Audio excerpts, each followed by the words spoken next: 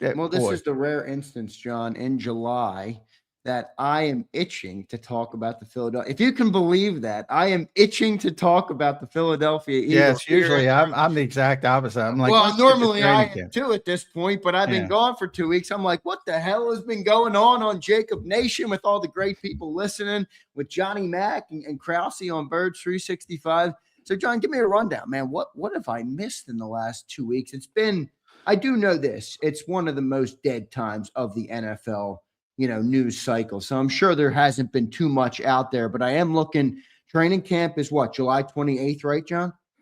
Yeah, they report July 28th, So first that's practice. 21 days out. You got preseason game one, I think is 39 days away, Saturday, August 15th. And then regular season opener is September 13th. That's 68 days away, Johnny Mac. Yeah, We it's are getting coming closer. quick. Yeah. First practice July 29th. They'll be on the field that morning.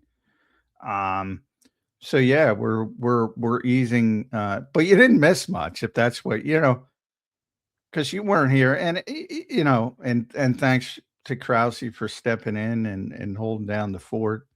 A lot of Jalen Hurts talk, which I'm so tired of. But people are so interested in it. It's like I don't know what else to say. It's list season. And the lists have started to come out, including our own at Eagles on SI, which is our top 25 players entering the season. We're up to 17, which is coming out this morning.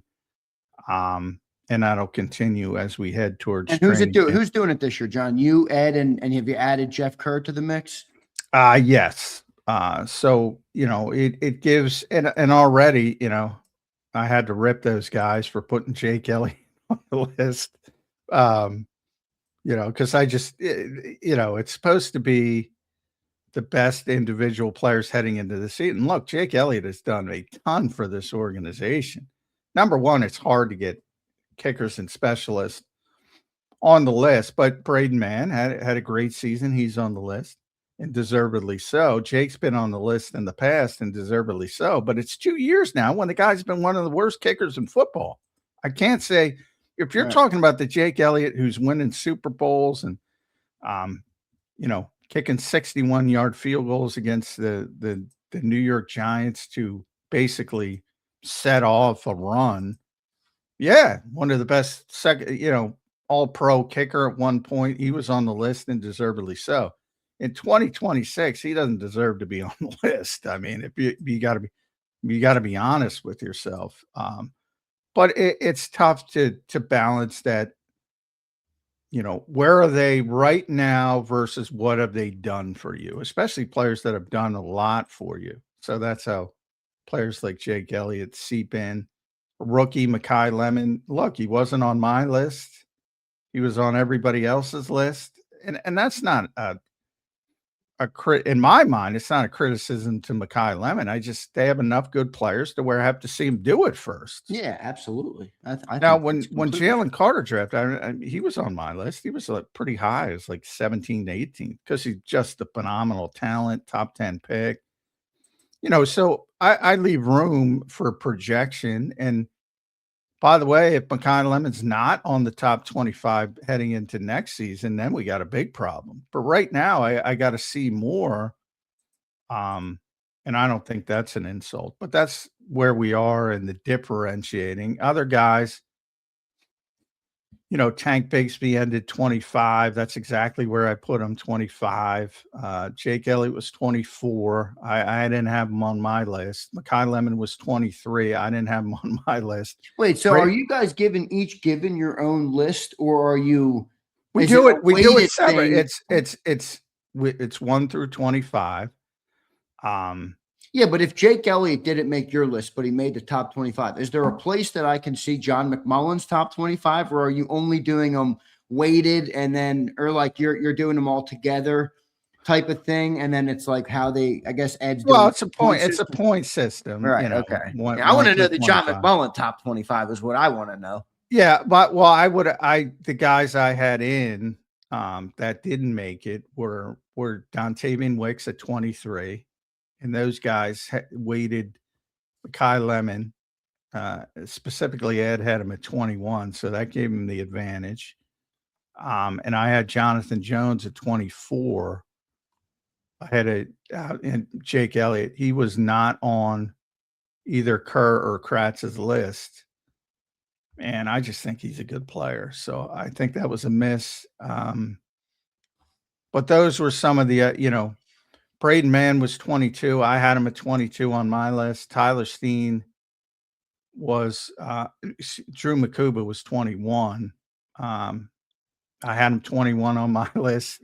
Kerr had him at 24. Ed had him at 20.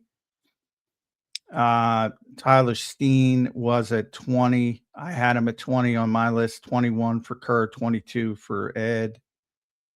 Jahad Campbell was 19, but I think that's way low for Jahad Campbell. I had him at 15. Both of those guys had him at 19.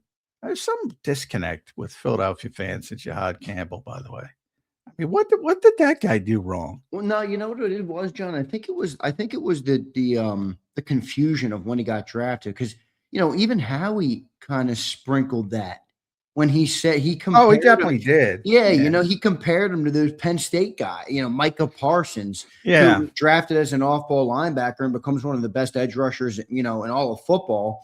I think he muddied that a little bit, where people had changed what their expectation of Campbell was, and now they're having a hard time seeing him through the lens of just an off-ball linebacker, which I agree with you. I think he'll be in good shape for.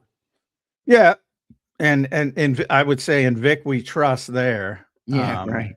So I mean, you're right. You're 100% right. That's why we all reported at the time, because Howie was just mentioned those rushers, mentioned Micah specifically, and when Nakobe Dean came back, and I think that's the second part, because people love Nakobe so much. When Nakobe came back, I think people forget, well, Vic tried him at edge rusher at that time because the Eagles still needed some help, and he wasn't good. And I think that set him back as well, because then you start the cross training. So I think as he settles down at off-ball linebacker, I think people are going to get very excited by him, but we'll see. 18 was Nolan Smith. I think he's too low. I had him at 14. Ed and Jeff had him at 18. I think in most people's eyes, Jalix Hunt has surpassed him. In my eyes, Jalix Hunt has surpassed him as far as ceiling goes, as far as contract goes, as far as that. But right now, I think Nolan's still a better football player. Now he's got to stay healthy, which is a big if. So he's 18. And this morning, let me see if it's up. I don't want to break it, but break it here for Birds 365. Come on, J-Mac. And Jeff's going to be on, so it is up. So Reek Woolen is 17. Spring MVP. Who was our spring winner, right? Yeah, he was our spring MVP. Hey, Kerr had him at 17 on his list. I had him at 16. Ed had him at 16. So we're all very consistent with Reek Woolen, and then we'll go on from there. With 16 players to go. What this exercise also tells you, not as deep. Team's not as deep as it usually is. Some of the guys who missed the list, I mentioned Wicks, Jonathan Jones, Byron Young. They're good players, but they wouldn't have made the list over the past few years. But it's funny as Zander, as we look at some of the other lists that are populating, like one is ESPN grading the starting lineups around the league. Eagles are number two. And how do you feel about that rating? I did see that list. I saw somebody put that in. I think it's reputation based. I don't think it's reality based. Now, look.